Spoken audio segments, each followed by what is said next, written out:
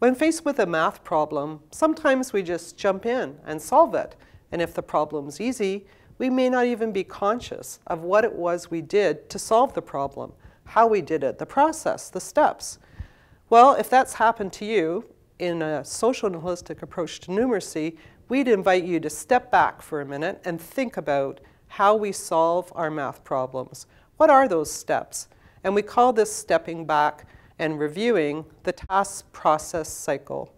If we think about a math problem, the first thing we usually do is to examine what is the relevant information we need to solve the problem, and then apply a strategy by first considering what all strategies we might use.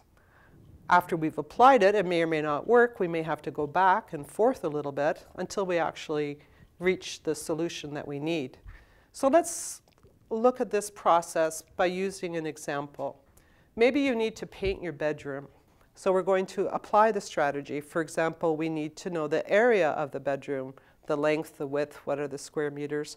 So in applying the strategy, we know we have some multiplication.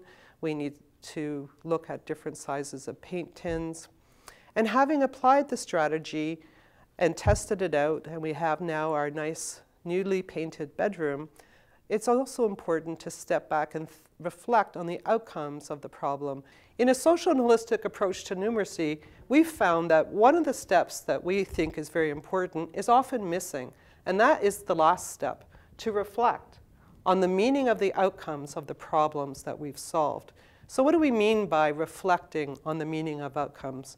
We suggest that you actually ask yourself and the learners that you work with, how did it work out? Do the results make sense? Were we able to solve it? Did we actually have 5 tins of paint left over? Did the results make sense when we were looking at the problem and trying to figure out the area, for example? And did approaching this problem remind us of some other problems that we've had to tackle in the past?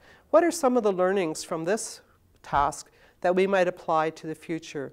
These are all some of the aspects of reflecting on learning outcomes that in our numeracy classroom we want to make sure we take the time to do. So that's the task process cycle, and we invite you to try it out and see if it works for you.